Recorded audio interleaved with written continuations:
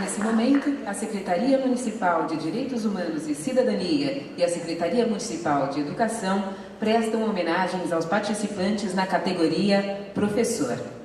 Peço às pessoas anunciadas que se levantem em seus lugares para receber uma salva de palmas do público presente. Fazemos menções honrosas aos seguintes projetos.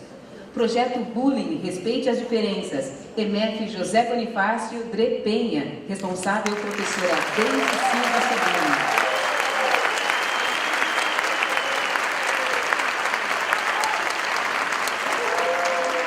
Projeto Chá das Minas, EMEF Presidente Prudente de Moraes, Dre Ipiranga, responsável professora Bárbara da Silva Borges. Projeto Direitos Humanos na Escola Pública, um estudo sobre a compreensão de educação em direitos humanos dos professores de educação básica da cidade de São Paulo, EMEF Marechal Rondon, Dre Jassanã Tremembé, responsável professora Fernanda Lorenzato Ferreira.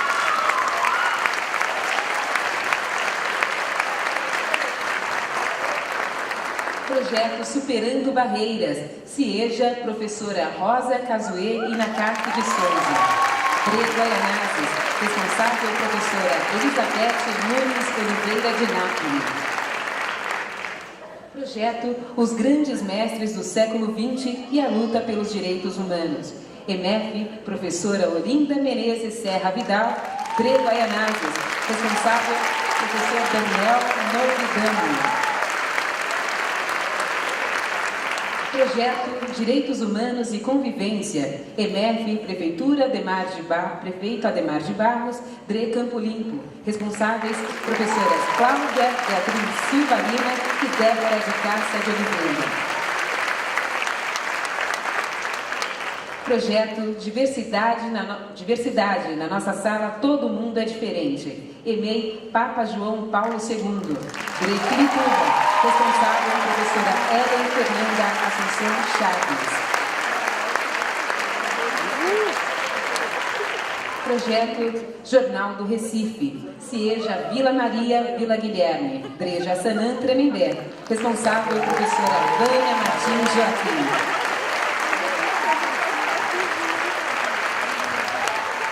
Projeto História e Identidade, EMEF Duque de Caxias, Dre Ipiranga, responsável professora Janaína Monteiro.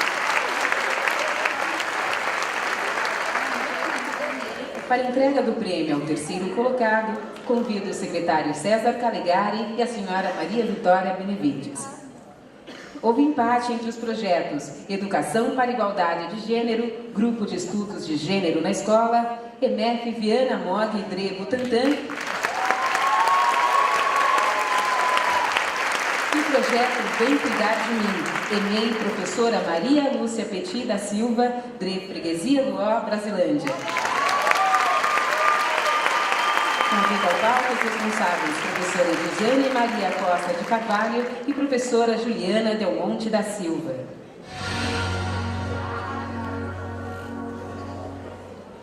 A gente se reúne semanalmente para discutir temas relacionados à mulher. Então, mercado de trabalho, sexualidade, violência doméstica, violência sexual. É um espaço de debate, é um espaço de luta, é um espaço de reformulação.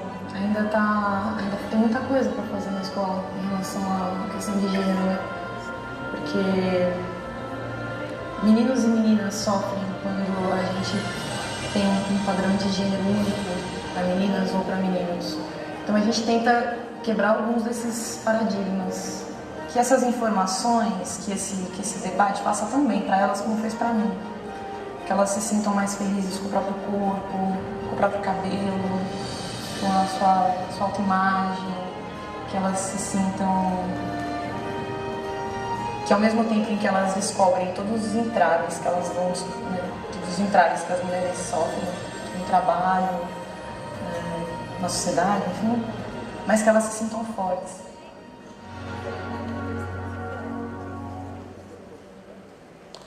O projeto ele foi elaborado por duas perguntas, que a gente, ao decorrer do processo, a gente foi respondendo, né? Criança pode ser cuidada sozinha? né? Se não tem ninguém para cuidar dessa criança, quem cuida? Então a gente não pode, por exemplo, negligenciar tudo isso e achar, olha, a minha família não cuida, então azar. O menino vem para a escola, vem sujo, vem sem comer, não aparece, não apareceu. Então eu trouxe a escola para a gente discutir esse problema, né? Quem vai cuidar dessas crianças? Como crianças de 3 anos podem oferecer problema numa escola? Então o problema não estava com as crianças, estava na questão das relações. Então as famílias começaram a se sentir respaldadas e seguras e mudou o comportamento da sala. Não tem como eu ser educadora, agora eu vou vestir meu avental e aqui eu vou ensinar os conteúdos porque eu sou professora. Eu sou um ser humano.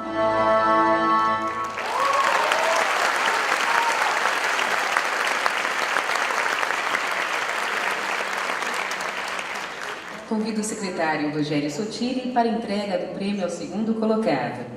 O projeto é Os Índios Não São Iguais, EMEI Rio Pequeno 1, DRE Butantã. Convido ao palco a responsável, professora Laura Matos Cavalcante Bueno.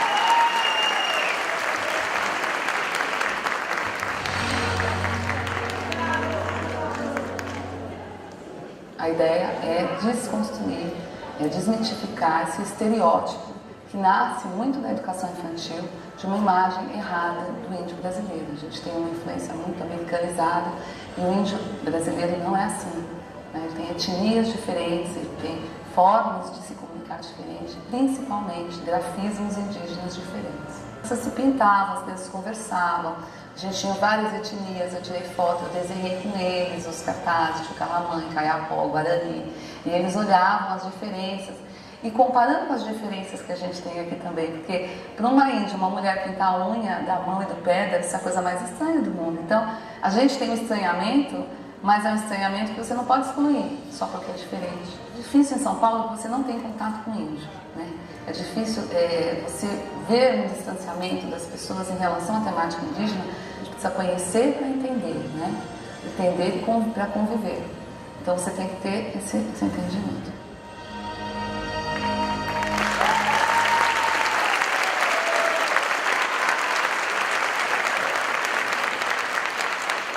Para a entrega do prêmio ao primeiro colocado, convido o excelentíssimo senhor prefeito Fernando Haddad. O projeto vencedor é Os Anos de Chumbo no Brasil, Céu, Caminho do Mar, EMEP e professora Dulce Salles Cebraga, de Santo Amaro. Convido ao palco a responsável pelo projeto, professora Sueli Cunari.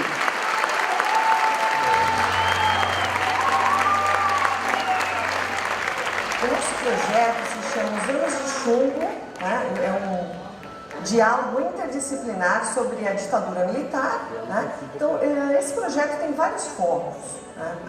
Primeiro, assim, que daria para destacar, foi a nossa preocupação com o fato dos currículos escolares serem muito distanciados da realidade dos alunos.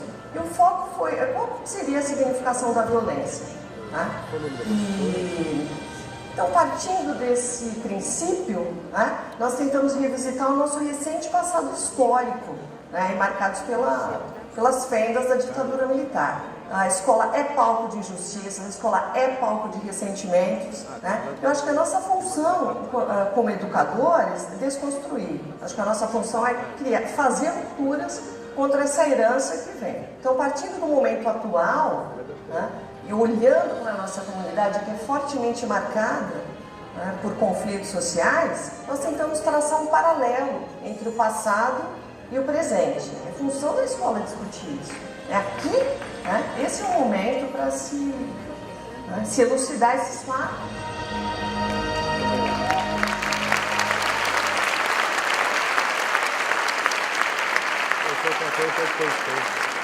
E assim, encerramos o momento de entrega de prêmios.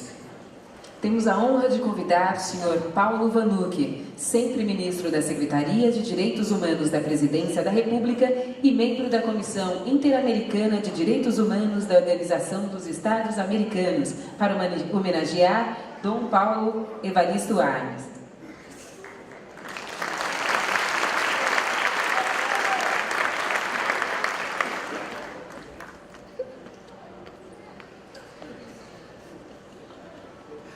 querido prefeito, companheiro Fernando Haddad, querido companheiro, irmão, secretário Rogério Sotile, dos Direitos Humanos e Cidadania, querida Maria Vitória Benevides, companheira, amiga, mestra, secretário Júlio César Calegares, secretários Denise Motadal, Mariana, Baquim, Juca Ferreira, Simão Pedro, procuradora Eugênia, do Ministério Público Federal, na impossibilidade de mencionar todos, os meus colegas aí dos jurados, Margarida Genevois, professor Cabinguelê, Eduardo Bittar, também uma saudação especial à equipe da secretaria que eu conheço, com quem trabalhei, Joana Silvestein, Carla, Larissa, Gabriel Medina, Jonas, Fábio Silvestre. Uma saudação também ao Herzog, titular do Instituto Vladimir Herzog, cujo lançamento recentíssimo do livro sobre Dom Paulo Valles Tuarnes serviu como roteiro para preparar aqui essas palavras de homenagem a Dom Paulo, que no fundo serão palavras de contar algumas coisas do Dom Paulo, avivando a nossa memória. Uma saudação, então, para esse conjunto de professores, professoras, educadores, essa militância de direitos humanos que aqui, já muito bem lembrado, o momento Nelson Mandela, direitos humanos e Nelson Mandela são a mesma coisa. Neste 10 de dezembro se completam 65 anos da Declaração Universal dos Direitos Humanos, que desdobra em 30 artigos o enunciado do primeiro: livres e iguais em dignidade e direitos nascem todos os seres humanos. E é uma celebração de paz, uma celebração que, de uma maneira inédita na história de São Paulo, nós temos uma semana inteira, rigorosamente 8 dias, com dezenas de atividades, atividades de ruas, atividades de intervenção na cidade, a cultura, a inclusão, todos os temas transversais. Aqui no próximo domingo, à tarde, o show, aqui na porta do teatro, que terá Caetano Veloso, Emicida, terá Tom Zé, grandes atrações musicais.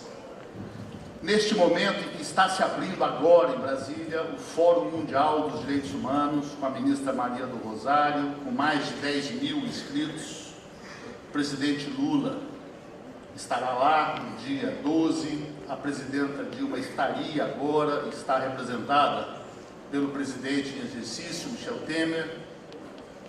Dilma só retorna ao território brasileiro nesta próxima madrugada.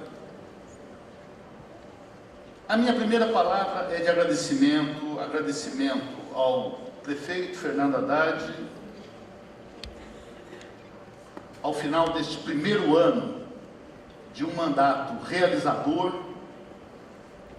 em que em várias áreas começa a promover um resgate da cidade de São Paulo, sobretudo no sentido da reintegração de São Paulo com o Brasil. O fim de um certo apartheid que nós praticamos recentemente, no sentido de sectarismos partidários, quando em direitos humanos é preciso erguer as mais amplas pontes suprapartidárias, como fez Mandela, lutador dos direitos humanos, também no poder, quando evitou que a África do Sul mergulhasse num possível banho de sangue de vingança das décadas, quase século, de odiosa discriminação racial declarada, formalizada na lei. Ele próprio, cumprindo seus 27 anos de prisão, não se sabe quantos dias, meses de torturas. Agradecer ao Fernando Haddad, ao final deste primeiro ano tenso, com as questões de um Brasil que renasce para a cidadania, para a participação. Eu reafirmo a minha absoluta convicção de que São Paulo terá clara consciência de que tem em Fernando Haddad o melhor prefeito que essa cidade já teve. A coragem de Fernando Haddad de ter constituído para valer uma Secretaria de Direitos Humanos com um titular que, conforme a brincadeira do próprio prefeito, chegou aqui ao final de 10 anos de estágio em altos escalões dos governos Lula e Dilma. E ajudou na aprovação de um projeto de estrutura. Nós tínhamos antes o esforço de um grande lutador dos direitos humanos, José Gregório, mas sem estrutura, sem a intersetorialidade, sem o trabalho de união de secretarias. O discurso do prefeito já deixou muito claro que os direitos humanos se realizam em todas as áreas do governo. Parabéns e agradecimento por essa opção firme que transforma São Paulo num laboratório de observância mundial para a implantação dessas práticas da educação de direitos humanos, sem o que a luta será sempre correr atrás da violência já realizada, mitigando, reparando. É na educação em direitos humanos que nós poderemos. E me lembro que a minha primeira agenda, ministro, em janeiro de 2009, foi uma visita ao ministro Fernando Haddad para consultá-lo sobre o que fazer para que o Brasil avançasse na estruturação do Plano Nacional de Direitos Humanos, nos seus 5 eixos: a educação formal, a educação não formal, a educação nos meios de comunicação, a educação voltada também, sobretudo, para a área dos agentes do Estado, em particular as áreas de segurança pública e justiça, nos vários eixos da educação. E quando me convocou para ajudar a pensar um projeto de São Paulo, lembro que em nossa conversa já houve clareza da prioridade do tema educação e direitos humanos. Termino essa introdução para falar um pouco de Dom Paulo, agradecendo sobretudo ao Rogério Sottile, meu companheiro, que durante 5 anos e 10 dias dividiu comigo. Nós tínhamos ali, eu dizia isso, 2 ministros. Era um caso raro, possível em direitos humanos, em que a autoridade se bipartia. E durante 5 anos, fizemos deste 10 de dezembro um grande momento de celebração com o presidente Lula. Agradeço a referência aí no vídeo. E num daqueles 10 de dezembro nós realizamos a histórica 11ª Conferência Nacional dos Direitos Humanos, que aprovou o esqueleto geral do revolucionário, ousado, corajoso Programa Nacional de Direitos Humanos número 3, o PNDH3. A generosidade de Rogério Sottile é a explicação para eu estar aqui falando de Dom Paulo, quando Maria Vitória, quando Margarida Genevois, muitos outros são mais credenciados que eu, pelo convívio mais estreito. Entendo que a presença de Margarida entre nós é a presença de Dom Paulo. O Dom Paulo que está lá, retirado, com a sua lucidez intacta, ainda impedido de deslocamentos. E o livro que o Instituto Vladimir Herzog lançou agora é As Muitas Vidas de Dom Paulo Evaristo Arnes, os muitos direitos humanos de Dom Paulo. Começando com a sua origem, a origem na agricultura familiar catarinense, e eu acabei não conseguindo me organizar para escrever a parte que me pediram para este livro, mas eu me lembro a impressão que eu tive quando visitei Dom Paulo em meados de 2001. E nessa visita, ele me perguntou o que eu estava fazendo e eu disse que estava trabalhando há muito tempo como assessor de Lula. Eu quero falar com o Lula. Quero falar com o Lula, fala para ele que ele vai ser o próximo presidente do Brasil. Um ano e meio antes. E comecei a falar com o Lula e visitamos Dom Paulo no Natal, do ano anterior à eleição de Lula. E quando ele chegou, o abraço entre eles, e ele falou: presidente, Lula, você vai ser o próximo presidente, eu tenho um pedido para te fazer. Agricultura familiar. Dê prioridade, porque a história da minha família, na agricultura familiar, nós temos uma pista para tirar o Brasil da pobreza, combater a miséria.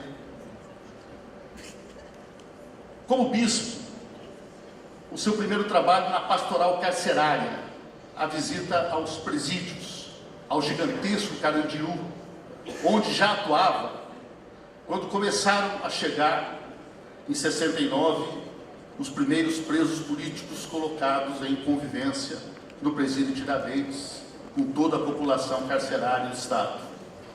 E entre eles, freis dominicanos, seminaristas, a visita dele ao filósofo, então religioso na época, Roberto Romano, Jorge Calegari, torturadíssimos, o impacto que isso trouxe na sua vida. Vamos lembrar, isso acontecia 5 anos depois, apenas, de que um golpe militar foi precedido, apoiado pelas marchas da família com Deus pela liberdade. A presença de Dom Paulo era um resgate, uma revolução num contexto, sinalizando o surgimento de uma nova igreja no Brasil. Nessa sequência da visita aos presos políticos torturados, eu vou lembrar no início de 71 a determinação para que fosse lida em toda a Arquidiocese de São Paulo uma carta, um comunicado sobre a prisão e tortura do ex-padre Giulio Vittini e de Yara Spadini, gerando uma tensão e ameaças de prisões, de violências de todos os tipos, que se repetiriam nos anos seguintes. Em 73, uma grande missa na Catedral da Sé, protestando, denunciando o assassinato sob torturas de Alexandre Van Hockelene, estudante de geologia da USP. E eu me lembro de uma semana depois, na minha cela no Carandiru, surpreso, fora de horário de visita, começo de noite, o carcereiro abre a cela que era individual e entra Dom Paulo nessa cela, se senta, pede para fechar e fica comigo 1 hora conversando, uma pessoa que ele então não conhecia. Eu tinha 22 anos, estava preso há 2, de uma formação cristã, católica, profunda, naquele momento já afastado de uma crença em Deus, e vi aquela presença de Dom Paulo como a retomada de toda uma ideia da palavra de Jesus, a luta pela justiça, a luta com coragem, o enfrentamento e tudo isso que representou para mim de uma chacoalhada nos julgamentos racionalistas, políticos, daquele meu momento de juventude. Em seguida, a prisão de Valdemar Rossi, da Pastoral Operária, torturas brutais. A professora Maria Nilde Marcelani, criadora e coordenadora do ensino vocacional de São Paulo, depois punida pela ditadura. Depois, em 75, o ato ecumênico puxou por uma mão o Rabino Sobel, a religião judaica, com a outra mão o reverendo Jaime Wright, irmão de um desaparecido político, torturado até a morte, no DOI-CODE de São Paulo, e juntos fizeram da denúncia do assassinato sob torturas de Vladimir Herzog o marco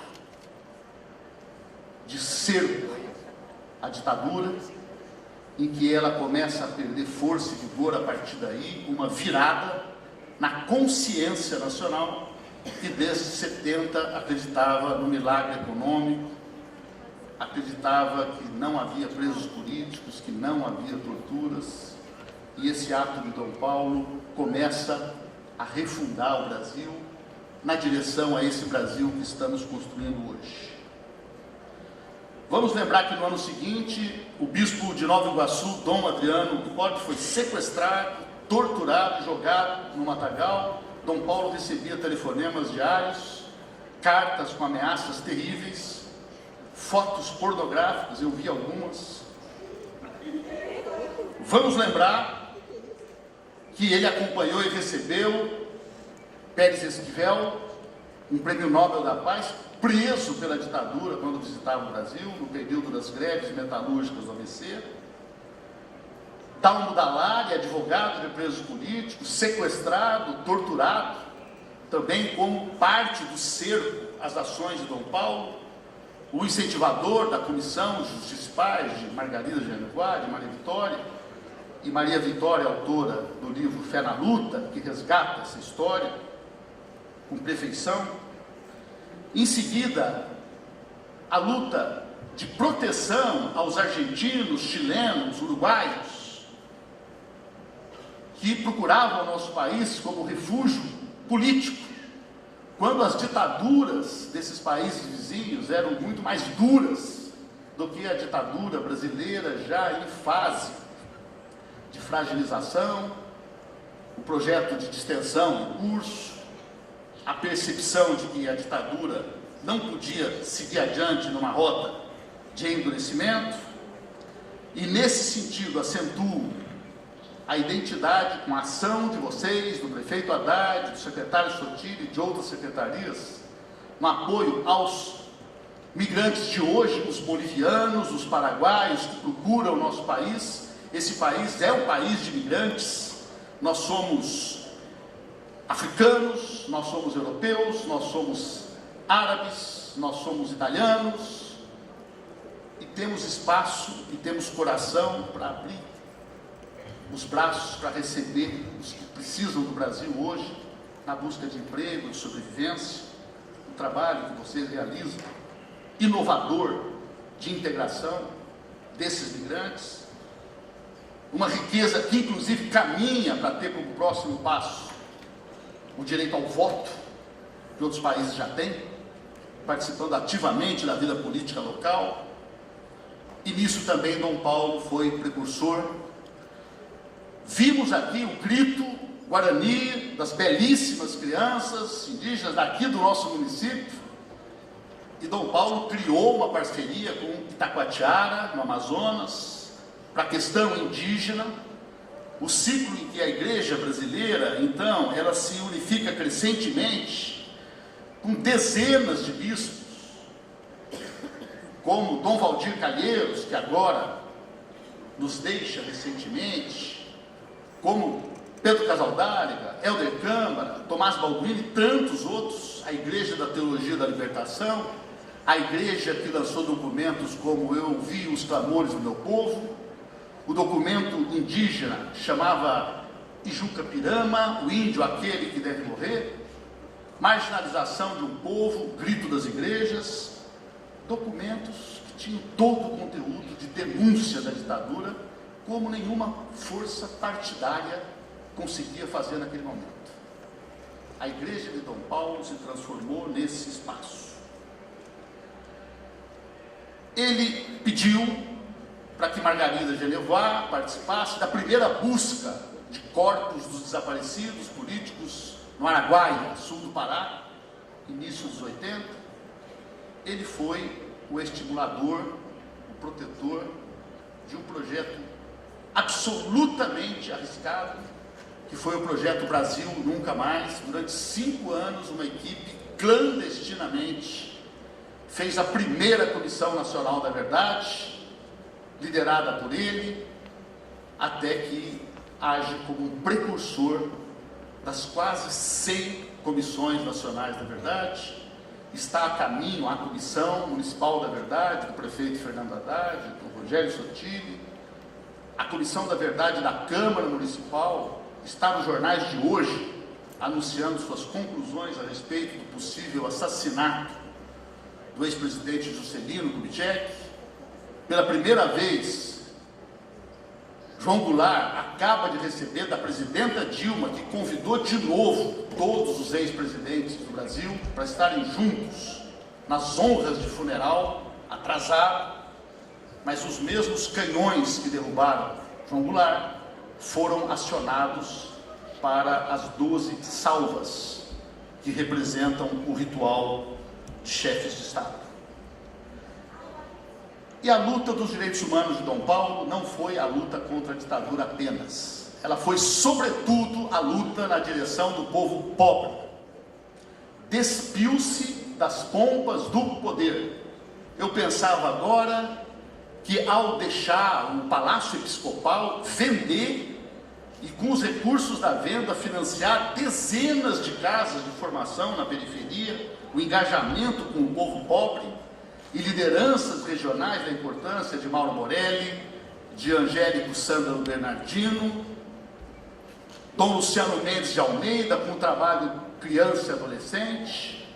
Nessa história toda, é como se Dom Paulo tivesse seguido um dos versos mais ousados de Castro Alves, quando ele diz no poema: quebre-se o cetro do Papa, faça-se dele uma cruz. A púrpura sirva ao povo para cobrir os ombros nus. Então, nesse engajamento de Dom Paulo com o povo, nós temos também ainda a luta pelo direito ainda inconcluso à comunicação de massa. Uma disputa em que ainda não conseguimos atingir o parâmetro de democracia que o Brasil merece. Todos terem direito a ter televisão, a ter rádio, e livremente confrontar com os monopólios de hoje. O jornal O São Paulo, a Rádio 9 de Junho. Fechada a rádio, o São Paulo submetido à implacável censura. Dizer também que nessa coragem foi um intelectual a produção de 58 livros, em que, de um modo geral, repetiu quanto pôde o seu otimismo, o otimismo da Cruz, o otimismo da professora Maria Vitória, aqui reafirmado, o otimismo que o fazia gostar, ter predileção pela frase, título de um dos livros, que é De Esperança em Esperança. Eu termino lembrando que, por tudo isso, ele foi alvo de uma duríssima decisão do Vaticano, no momento em que o Vaticano iniciava com Ratzinger o processo de deslocamento a uma posição conservadora. A arquidiocese foi desmembrada. De 14 milhões e meio de habitantes, ele passou a ser o titular sobre 7 milhões, se impedindo o trabalho de descentralização, no mesmo momento em que Leonardo Boff foi atingido por uma condenação do silêncio obsequioso. E hoje, na serenidade, na lucidez de observador, Dom Paulo vê, primeiro, o Papa anterior, de maneira absolutamente inédita, renunciar ao trono pontifício, denunciando a mesma Cúria Vaticana que durante tantos anos perseguiu a Igreja, que procurava reencontrar a vivência da palavra de Jesus entre os mais pobres. Ele vê agora o Papa Francisco I retomando essa caminhada. É um resgate de Dom Paulo, a quem homenageamos, junto com Mandela. Dom Paulo e Nelson Mandela querem dizer direitos humanos. A Academia de Oslo ainda deve ao Brasil um prêmio Nobel, deve a Dom Paulo Evaristo Arnes o prêmio Nobel da Paz. Muito obrigado.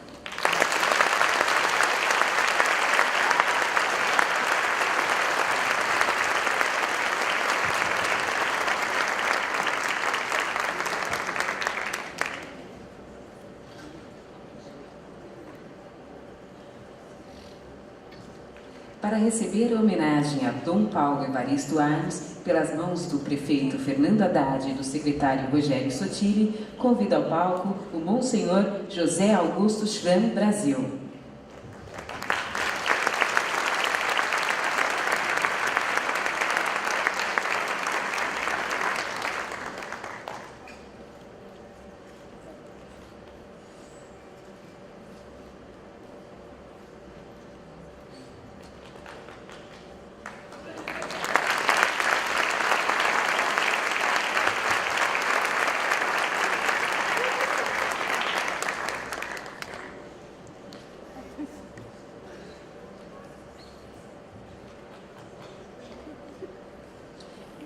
Por favor, uma foto com o senhor.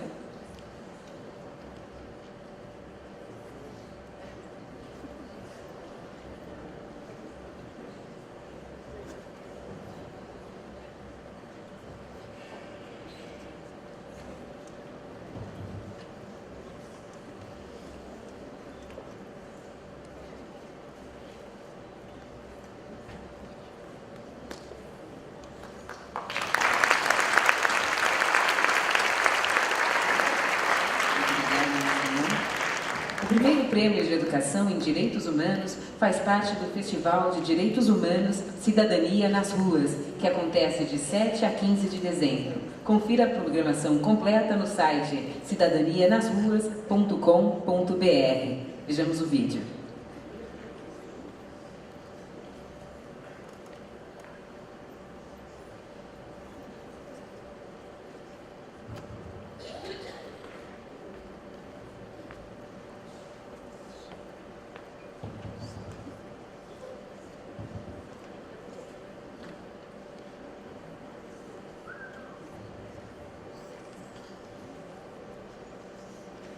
Convidamos a todos e todas para o coquetel servido no foyer. A Prefeitura de São Paulo agradece a presença e lhes deseja uma excelente noite. Muito obrigada.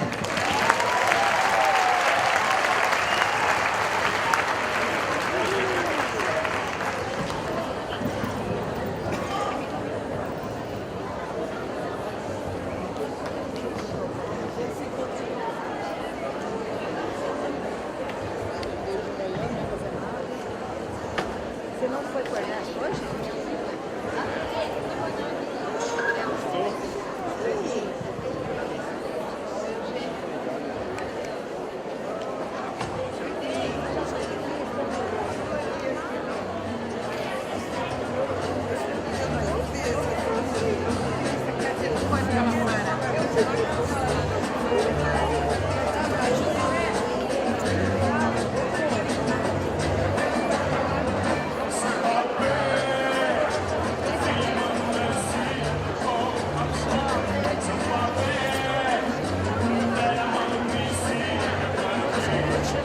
São